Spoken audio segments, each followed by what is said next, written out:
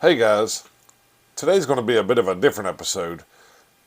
I was sitting at work the other day and I was wondering why the cardinal is our state bird. And so I decided to look it up, and that kind of sent me down a rabbit hole, and I got a whole bunch of stuff to tell you. Like our state motto, our state art medium, our state folk dance, our state blueberry, our state food festival, and a whole lot more. So stick around and you'll hear all about our state symbols.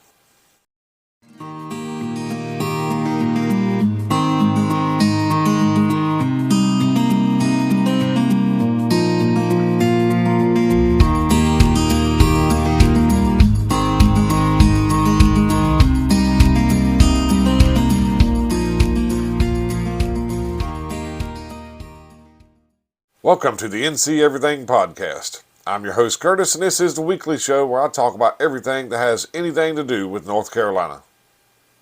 Like I said in the intro, this is going to be a different show, not just because of the content, but also I'm trying to sink or swim myself into YouTube, so I hadn't really went through these notes too good. I've looked through them when I put them in there, but I want this show to be more casual, and so I'm actually making myself more uncomfortable, and I'm hoping that's going to help me in the long run on YouTube.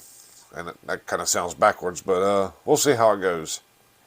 The thing is, so far I've been going through and editing out every little tiny flaw I don't like, and I don't like doing that, so I'm going to try to leave more in, and you'll get more raw material, I suppose. I don't know if that's something you're going to like or not. Another thing is, I've been making sure I stare at the camera. I want to make sure I give you my attention. And I know that's important, but I do have a bunch of notes to go through on a typical show. So I'm going to not stress over that quite as much. But I will try to look up every once in a while, not just stare at my computer. And as you can see, if you're watching instead of listening, I'm back indoors today. The reason that is, mostly, is because it's 22 degrees outside, and I don't like the cold weather that much. I was born in May. I'm a May baby, and I don't do too good with the cold. Plus, if you listened, I don't know if it came through on the podcast, but I know on the video for last week, there was this bird, this incessant bird that kept just making noise the whole time I was recording. And I mean, you could hear my chickens. I heard them.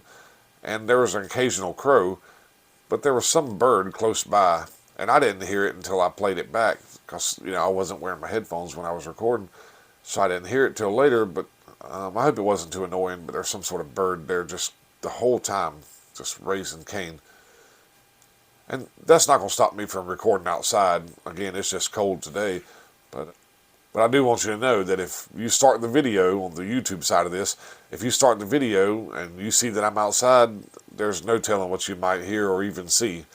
And the last thing I'll say about that is on the YouTube side, again, if you watched the video, the mic sounded really strange, or it did to me. I was trying out a different mic. I don't like the way that sounded. But I'm back on my regular mic today, so hopefully the sound quality is better. And I'm probably going to try a few different mics out as we go. Most likely I won't know how they sound till after, but we'll take care of those problems when they come up. So now let's get into the content. So this is going to be about state symbols. And it's state everything I could find. I'm sure it's not a comprehensive list. There was a lot of different things.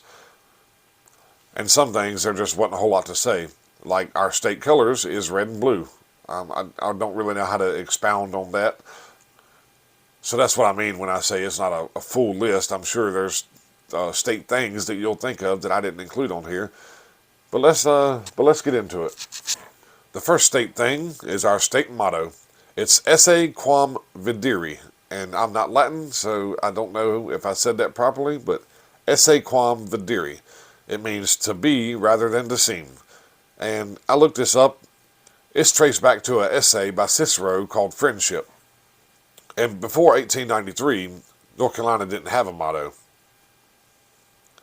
And it turns out it was actually the last of the 13 original colonies to get a state motto. Now, the seal, or the Great Seal of North Carolina, it had the Latin phrase, Que sera tamen respexit, That sounds like a magic spell. And that means which through late looked upon me.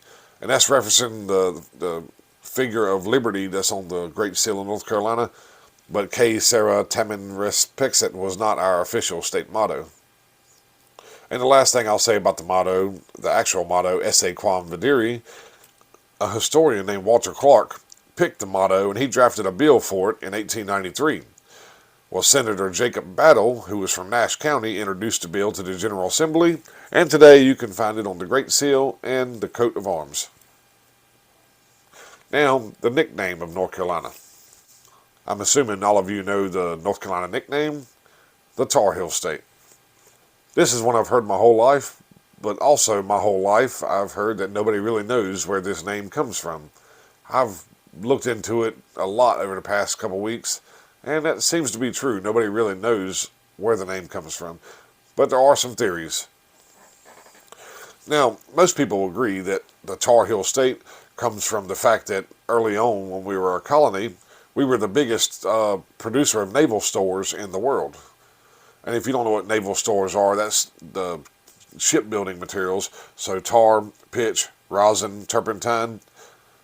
And a lot of that comes from pine trees. So naturally down east, if you go down east, you'll see all those pines. So North Carolina was known worldwide for its production of naval stores, notably tar. Now there's a bunch of legends and rumors and stuff like that about how we got the Tar Heel State, or the Tar Heel State nickname.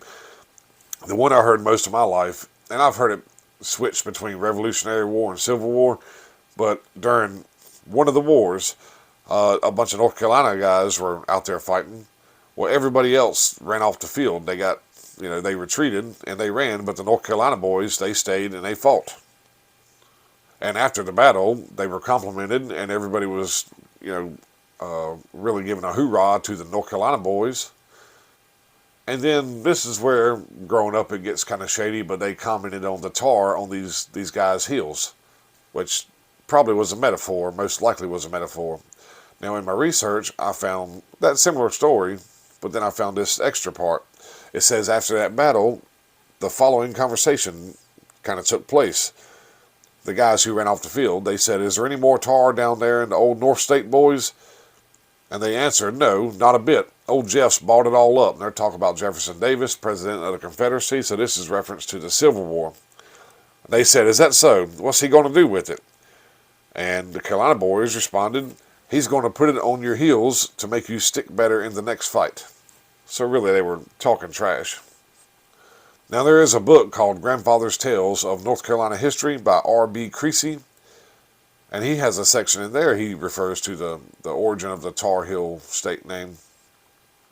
And it's kind of similar. He more or less says that the name Tar Heel State comes from the Carolina boys because they stuck to their bloody work like they had tar on their heels.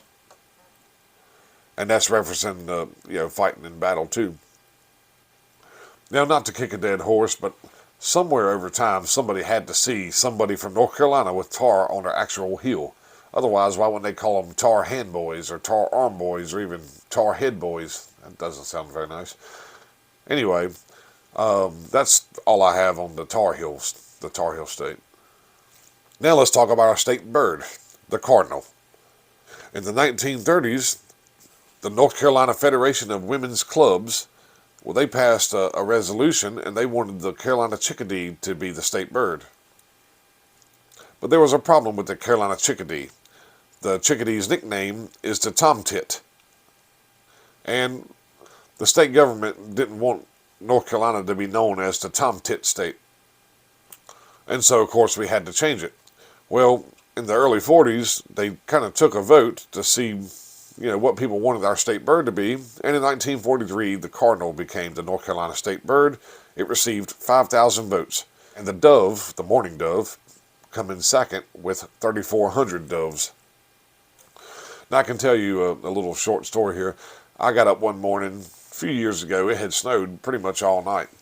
And I got up one morning, I was at the kitchen window making my coffee, and I looked out, and we had a bird feeder out there. And I seen a cardinal come up, land on the bird feeder, and I've seen them before. The cardinal's a pretty bird, I assure you. It's certainly one of my favorites, so I've always thought it was pretty. But this cardinal comes up, and then another one, and then another one. And so I had all these beautiful red birds all over my bird feeder. But the thing was, it had snowed all night, so I had this backdrop of just solid white. And it was one of the most beautiful things I've seen. And I sit there drinking my coffee for probably 30, 40 minutes watching these birds. And it was definitely the favorite part of my day that day. And, you know, a lot of birds are I'm not saying they're ugly, but they have not as exciting colors. You know, I mean, I like birds. I'm a big fan of birds. I've even dabbled in bird watching. But a lot of the birds look average. But then you got the cardinal, it's bright red. And then you got the goldfinch, and it's, you know, bright yellow. But anyway, these birds with these distinctive colors, they're my favorite, of course. So some of these I'm probably going to just go through pretty quick. The state art medium. Want to guess what our state art medium is? It might throw you for a loop. It's not chalk or crayon. It's actually clay, which makes a lot of sense. I'm down here in the Piedmont, and it's clay. I mean, we don't have regular dirt, not out in our gardens and stuff. The state art medium is clay.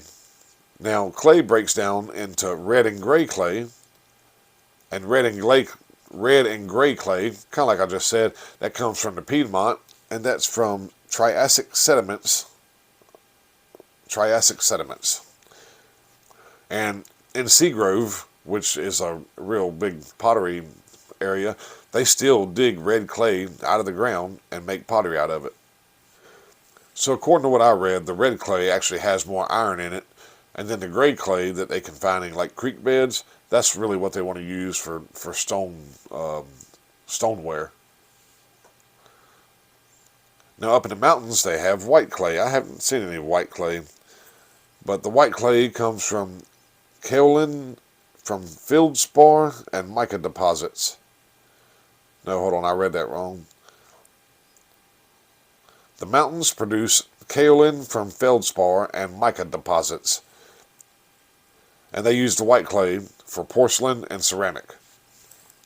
Now, like I said, I live in red clay. When I go out to work my garden every year, it's clay. We've been dumping leaves and compost stuff, trying to break it up, but it's clay everywhere you go. Now, when I was a kid, my parents my parents still have a pond on their property, and that pond, of course, it's red clay.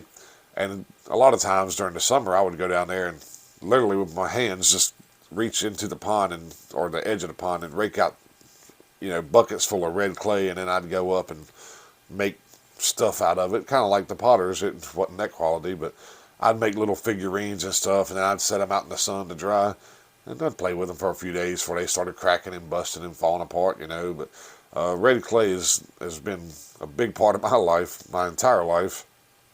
Now let's talk fruit. And this seems silly, but we have a state red berry and a state blueberry. We'll start with the state red berry. So what do you think the state red berry is? Of course, the strawberry. It says North Carolina farms make about 19 million pounds of strawberries each year, or they produce 19 million pounds of strawberries each year. And this is worth about $30 million, so $30 million worth of strawberries every year. And that makes North Carolina number 3rd in strawberry production.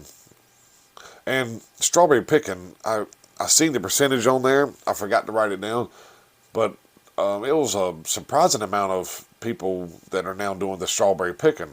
And there's several farms around my area where, and if you don't know what this is, you can go up and you walk out in their field, you pick your own strawberries, you fill the buckets up, and then you'll go back through and they'll weigh them and they'll charge you that way. And people just enjoy picking their own strawberries. I don't enjoy it. I'll be honest with you, my wife wants to go up, she likes it, and it's fun. The kids enjoy getting out and everything. I enjoy spending time with my family, but no, I don't enjoy squatting down picking strawberries. But if you do enjoy that, that's fine. I'm not judging you. That's just my personal thing. Now, the state blueberry. You guessed it, the blueberry. The North Carolina state blueberry is the blueberry. I mean, is there another blueberry out there besides the blueberry? I can't think of another blueberry, and it's not even that blue, it's more purple.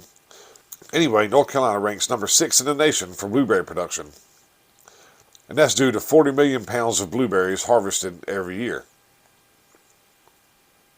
Now, I've been actually trying to grow blueberries for a few years, and not to keep harping on red clay, but it's apparently hard to grow blueberries in red clay. In fact, the last bunch I planted, I think it was 3 or 4, I actually dug a huge hole in the ground, I mean down pretty deep, and then backfilled it with more acidic dirt. That's what they say the blueberries like, is this acidic dirt. So huge hole in the ground, backfilled with acidic dirt and peat and stuff like that. So I created this island of acidic dirt for this blueberry. They're still alive actually right now. I think one of them may have died. There's 3 out there alive out behind my house. So I'm hoping for the best. North Carolina state beverage. It's not Pepsi. Milk. Milk is our North Carolina state beverage. And I actually think milk is disgusting. And please don't run me out of the state on a rail, but I used to drink a lot of milk when I was a kid, or I drank it in cereal. Cereal, did I say that? I drink milk in cereal, and I like chocolate milk, but I've never been one to just want a glass of milk. Now, my brother-in-law, he loves milk. He'll drink gallons of milk if you have it available to him. I've never been like that, which is funny because I grew up in the shadow of 7 dairy farms around my house, all in the community, you know. And milk is huge out here. It's nothing to see the milkman or the milk tanker going up and down the road at all hours. And several dairy farms around my area have shut down and sold off, but milk is still a huge thing around here. Now, I took a field trip to a dairy farm in the 3rd grade, but the dairy farm that I went to, the guy that owned it, my 3rd grade teacher, was his daughter, and my 1st grade teacher was his other daughter. But we went out there, but I was probably 4 miles from my house when we took this field trip from my school out to the dairy farm. So for me, it just felt like going back home for the day. But I understand, a lot of people, they don't never get to see dairy farms up close like that. You know, I was raised up around one. Me and my dad, we used to go to the bottom of the silo at the nearest dairy farm. That's where we'd dig our fishing worms, you know, but a lot of people aren't familiar with that. And the same thing, my oldest son, I think it was probably 2nd or 3rd grade for him. They took a field trip to a dairy farm, and for some reason, me and my wife were chaperones on that trip, and all the kids were just blown away by these humongous Holstein cows, and my kid just really, I mean, he couldn't care less. Anyway, the state carnivorous plant. Now this one here actually kind of made me mad. You want to guess the state carnivorous plant? For YouTubers, I'll give you a second. The Venus flytrap. Now, I did what I thought was extensive research on the Venus flytrap when I covered it for my Venus flytrap episode. It did not come up anywhere that the Venus flytrap was the North Carolina state carnivorous plant, or even that we had a state carnivorous plant. But that goes to show you that even when I do all the research I can, there's going to be stuff I miss. So I hope you don't judge me too much if you know something about one of my episodes and I don't say anything about it. There's a chance I probably missed it, but I am doing the best I can. And if you hadn't listened to the Venus flytrap episode, that's episode 77. Definitely check that out. I think that my first. That might have been my 2nd YouTube episode. State Christmas tree. All the different types. I've actually covered this on the show too. Episode 67, my end of the year special 2021. State Christmas tree. It is the fir. And I don't know what else to say about the fir tree. I talk about it a lot in episode 67. Now, in episode 67, I talk a lot about the Fraser fir. This doesn't say Fraser fir. It just says fir is our state tree. I mentioned somewhere near the beginning that our state colors are red and blue. I don't really know what to say about that. Now, our state dog. Our state dog is the Plott hound. Now, some of you may have never even heard of the Plott hound before. I've heard of the Plott hound, but I'm not real familiar with hound dogs. But I've never really had a whole lot of full-bred dogs. My My mama, when we grew up, my mama would take in a lot of strays and stuff like that. We had a lot of mixed breed dogs growing up, and we had a lot of dogs. I loved every one of them, but I've never had full-blooded dogs. But the Plott Hound is definitely a really pretty dog. I'll have a picture of it in the show notes. But how did the Plott Hound become our state dog? So this story, it starts in the mid-1700s. So two brothers, they came here from Heidelberg, Germany, and they moved to Philadelphia. And my notes say that this was Johannes George Plott and his brother. It doesn't name his brother, and I'm assuming it's because he dies on the way over, but it doesn't even give a name for him. It just says Johannes George Plott and his brother. When they left Heidelberg, Germany, with them they brought a group of Hanoverian hounds. But they get to Philadelphia in 1750, and from there they go to New Bern, North Carolina, and from there they go to Cabarrus County. Now in Cabarrus County, they started a family, started a farm, and began raising these Hanoverian hounds. Is that right? Hanoverian hounds. They started raising these things. Well, in the 1780s, these hounds were passed to Johannes's son, Henry. Now, Henry and his family, they settled along the Pigeon River, which is in Haywood County, and this was the early 1800s. And it says this is near where the town of Canton is today.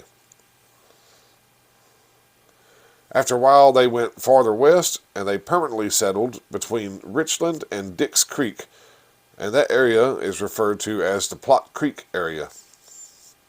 Now, back in the day, a lot of wildlife would attack livestock, cows, sheep, goats, and so people in the Plott Creek area, they would get a hold of Henry and ask him to bring his hounds over to run these. I don't know if it was wolves back then, but probably wolves, bears, probably cougars, but they would get these hounds to run all these predators off to help protect the livestock. And eventually, I guess they didn't want to call them Hanoverian hounds. They just started calling them Plott hounds. And it says that Plotts are a hardy and superior hunting dog. They're very effective in the search for coyotes, wolves, and wildcats. When they say wildcats, I don't know if they mean feral cats. I'm assuming they mean bobcats and cougars. It says they were initially used to hunt wild boar, but they've also been used for big game hunting. And because of the Plott family and their hounds, their Plott hounds, there's 3 peaks in the Balsam Mountains called the Plott Balsams. And if you go down the Blue Ridge Parkway, there's also the Plott Balsam Overlook. That was all because of the Plott family and their Plott hounds. And the Plott Hound became the state dog in 1989. Now, the state flower. This is kind of strange. The state flower is the dogwood flower. Now, the dogwood flower is really pretty, but it's a flower on a tree. But the dogwood is not our state tree, that's the fir. It seems like they might have picked a native flower or something, some kind of actual orchid or something like that. It's strange that they picked a flower on a tree, is all I'm saying. But the state flower is the dogwood flower. It was designated as the state flower in 1941. And one thing I learned in this, I had no idea, there's actually 3 species of dogwoods in North Carolina. That's the alternate leaf dogwood, the gray dogwood, and the flowering dogwood, which is one of my favorites. Now, the state folk art. Now, this is actually probably going to be an upcoming episode eventually. I've looked into it a little bit. The state folk art is the whirligigs by Wallace Simpson. And if you've never heard of a whirligig, you can Google it. Again, I'm going to cover it eventually, and I'll probably put a picture in the show notes of the whirligigs. But they are definitely cool. I'm not going to go too deep on them because I'm going to cover them. But if you ever go to Lowe's and you see the cool-looking windmills, or any garden center, the cool-looking windmills, that's really what a whirligig is. It's something that spins around because of the wind. And in my notes it says a whirligig can also be a pinwheel, a spinning top, a buzzer, a comic weather vane, a gee-haw. Is that a gee-haw? A spinner, a whirligig, a whirlijig, a whirlijig with 1 eye instead of 2 eyes, a whirly bird, or simply a whirly. That's a lot of names. So anyway, this guy, Wallace Simpson, he started making these things, and they're not small, they're huge. Not like the ones you buy at the garden center. These things are humongous. He started making these giant things, these giant spinning things, on his farm in Wilson County. And this was when he was later on in life. He was right around the retirement age when he started building these things. Well, eventually, art collectors noticed what he had there, and they became very interested. And so one thing led to another, and now you can read all about the whirligigs. I've seen them in Our State magazine, and I'm going to cover them on this show. Well, in 2010, there was a plan to create the Wallace Simpson Whirligig Park in historic downtown Wilson, and I do know for a fact that that was completed, or it's there because I've talked about going down there and seeing the Whirligig Park several times with my family. Now, the state folk dance, and I don't know if when I say folk, it's coming through all right. I'm not trying to sound dirty here, but the state folk dance, yeah, that's better. The state folk dance is clogging. And I don't care what you say, you can judge me. Clogging is really cool. And if you've never seen any kind of clogging, you should definitely get on YouTube and watch that now. Well, you might be on YouTube. You should switch over and watch some clogging right now. Maybe it's not your thing, but I've seen clogging at different shows. I've seen it at the North Carolina State Fair, and I love watching clogging. It's something about the synchronization and the sound. Clogging is really cool. Now, I couldn't find a whole lot about the history of clogging in North Carolina. I will dig into that. That could be a possible episode. But clogging is our state folk dance. Our state fossil is the megalodon shark tooth.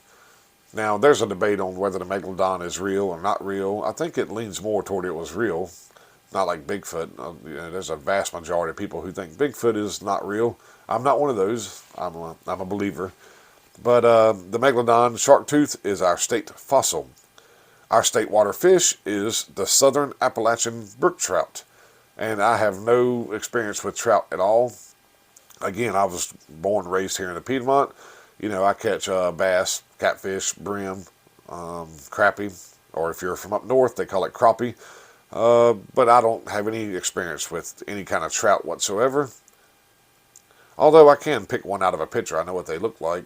And when I go up toward the mountains, a lot of times when I'm riding around like Linville Gorge or some of the rivers, I'll see some of the trout fishermen out there in the river.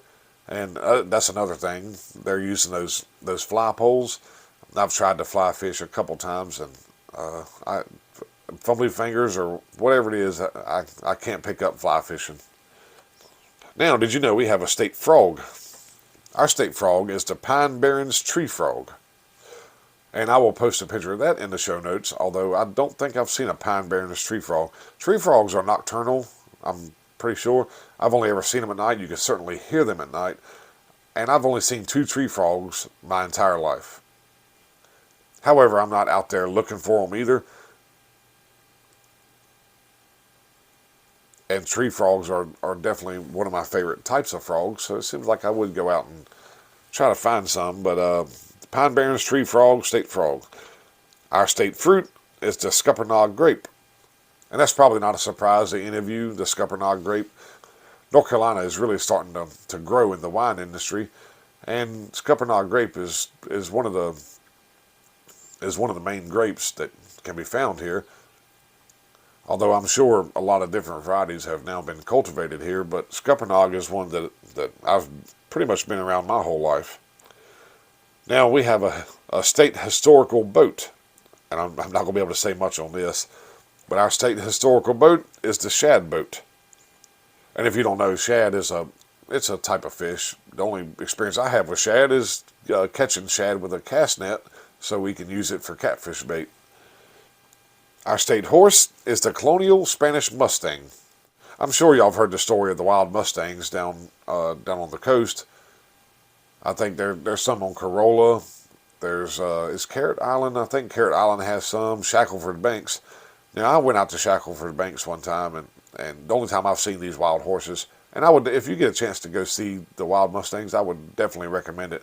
It's really cool to see these horses running in a herd, not enclosed in a fence.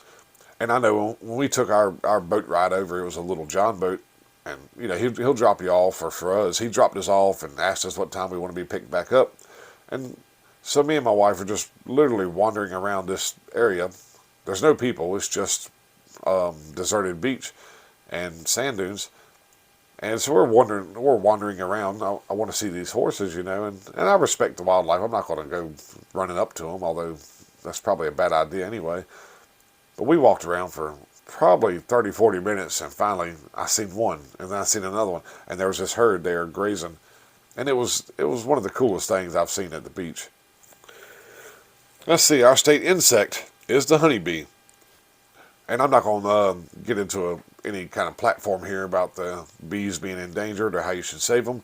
But if you have any space in your yard to plant any kind of flowers, definitely go ahead and do that. Bees, and not just the honeybees, are so critical. And for me, I plant a ton of sunflowers every year. In fact, they're not growing right now, obviously, but I may post some pictures of my sunflowers when I do plant them and they grow up. But for me, I go through the rows of sunflowers I have out in my garden, and it's just the nicest thing to see all the bees doing their bee duties, and the birds will come in too, and then you got the butterflies.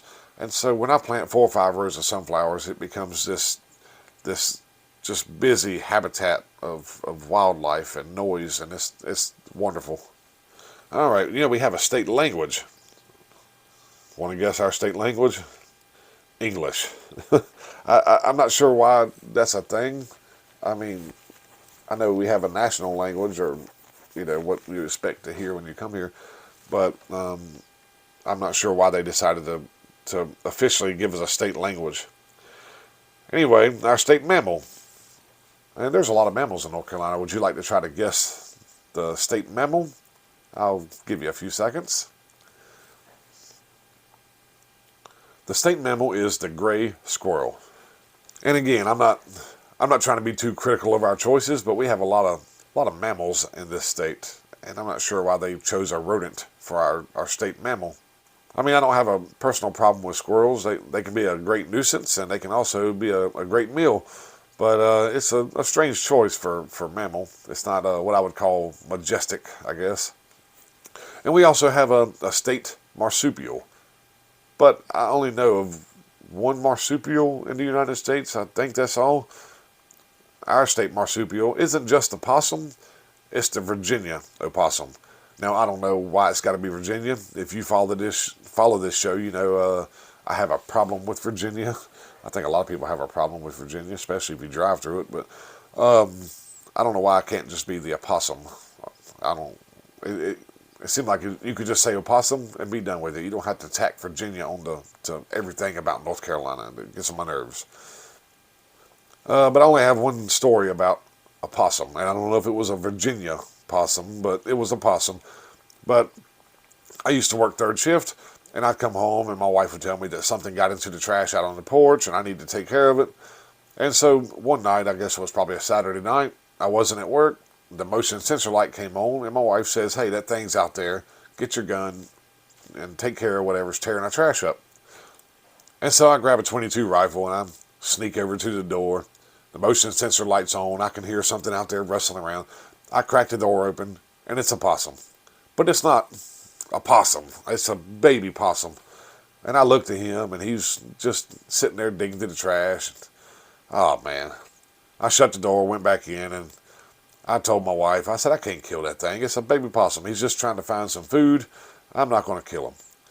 And she kind of agreed, don't need to kill no baby possum. I actually ended up naming him George after George Jones, because if you're a fan, George Jones's name was the possum. And so I would see him from time to time, but I never did kill him. What's funny is he got kind of used to, I guess, seeing me around. So eventually I got on first shift, and I would go out, 4 o'clock in the morning to go to work. And there was several mornings where I would go out, and literally it's a narrow porch where I go out. So I would go out, and my cat would be sitting on a rail over here, and George would be sitting on a rail over there, just like they're having their morning meeting or something. But anyway, I don't have a problem with possums. They're creepy. They're not very pretty, but possums are definitely more beneficial to us than other nuisances, I suppose. Next is our State Military Academy. The North Carolina State Military Academy is Oak Ridge Military Academy, and that's located over in Guilford County, and it was built in 1852. And I don't have a whole lot more to say about that, although I may take a deep dive into Oak Ridge and see what I can find for an episode. Our state mineral is gold. Now, I covered the Carolina Gold Rush in episode 31. It was actually the first gold rush in the United States. A lot of people think of the gold rush of 1949 out in California. But the Carolina Gold Rush was a really huge thing for kind of a short time.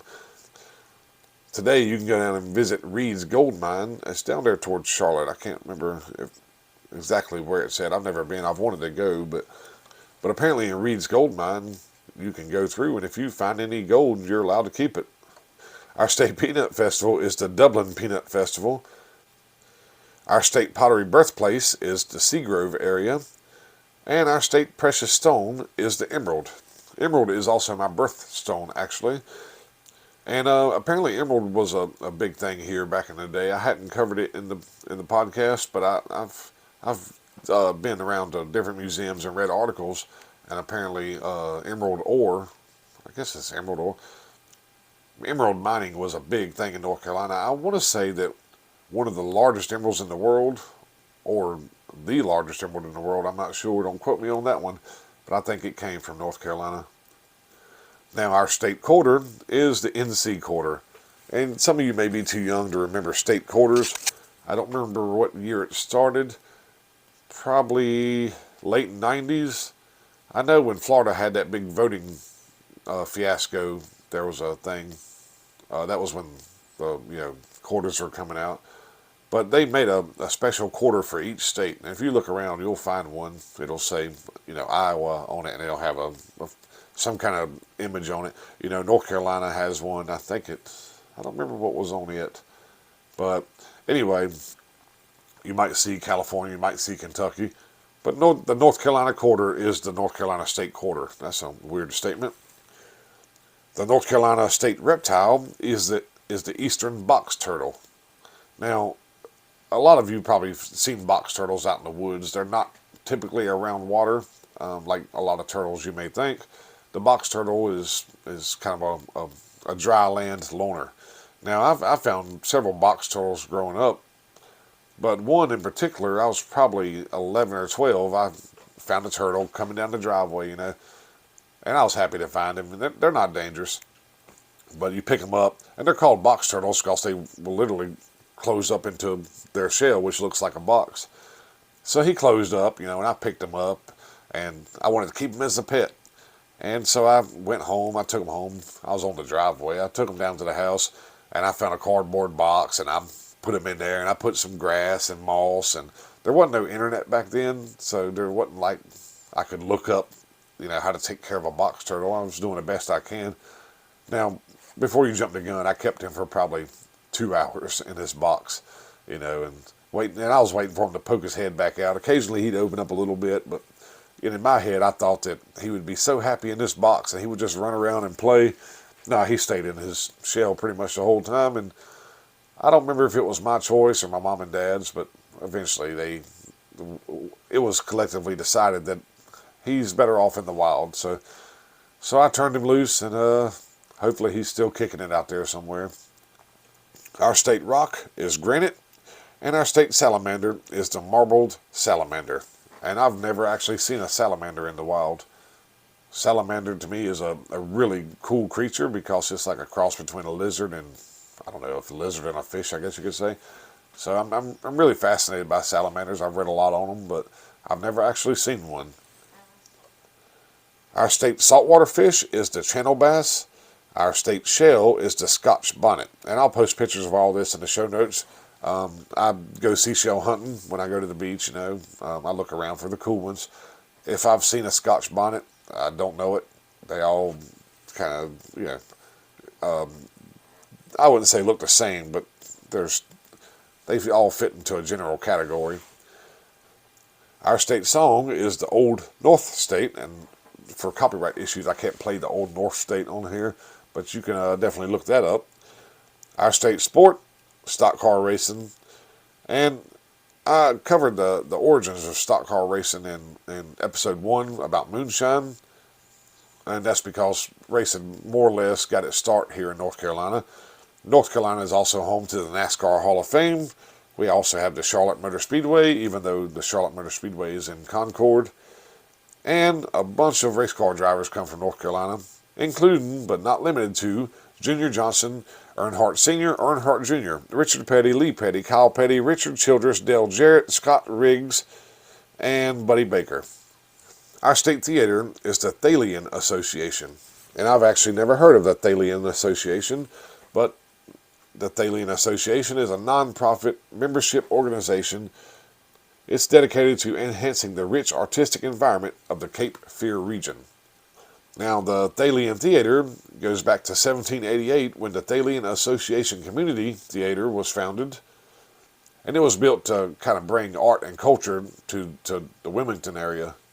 And it says today that the Thalian Association Community Theater produces 5 major productions every year on the main stage at the Thalian Hall. And I will try to post some pictures of the Thalian Theater, or the Thalian Association Theater. The state wildflower is the Carolina lily. Again, why couldn't that just be the state flower? The state butterfly is the eastern tiger swallowtail. And I'm not a butterfly guy. I love butterflies, but I'm just saying I couldn't tell you that, hey, that's a swallowtail. I know the monarch. I think everybody knows the monarch by now, but that's all I really know about butterflies. The state food festival is the Lexington Barbecue Festival. Again, I've never been to Lexington Barbecue Festival, but I heard that it is a throwdown when they have it. I worked with a guy who went several years ago, and he said he ate so much food out there, he didn't know how he made it home. And I'm going to cover North Carolina barbecue in an episode eventually. I know I said it a lot of times in this episode. And this going through these state symbols and stuff did give me some ideas. But the North Carolina barbecue is something I've been thinking about doing for a while. I've got some tentative research done on it. But it's the thing about North Carolina barbecue is it's, Eastern versus Western. It's a point of contention, and I've seen people get ready to get where they want to fight over North Carolina barbecue. Our state collard festival, and I'm referring to collard greens, is the Aden Collard Festival. Our state herring festival, which is the fish, I'm assuming the fish, is Jamesville Herring Fest. Our state peanut festival is the Dublin Peanut Festival. Our state shad festival is the Grifton Shad Festival. Our state shrimp festival is the Sneed's Ferry Shrimp Fest. Now, that was a handful of festivals there. I said several years ago that I wanted to start going to a lot of North Carolina festivals, and that was my intention. I went to the Black Walnut Festival, and I went to an Apple Festival, but then COVID hit, and that kind of put the kibosh on that. But I do want to get to where I, take some time off work and go to, obviously there's so many festivals in North Carolina. I can't hit them all in one year, but I would definitely want to start going to more of these festivals. If you've been to any of these festivals, I would definitely like to hear about them, see some pictures. Because for me, I have to try, I'm in the middle of the state. So it's a long ride to the Bigfoot Festival in Marion, or the Collard Green Festival, But I'm gonna try to do better about getting to some of these festivals and even covering them for the podcast. The state tree.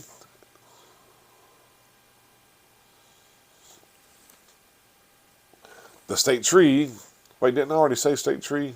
Oh, that was the state Christmas tree. The state Christmas tree is the fir. The state tree is the pine. Sorry if that caused any confusion. So our state Christmas tree is the fir. Our state tree is the pine tree. And I know you've seen a pine tree. There's pine trees everywhere.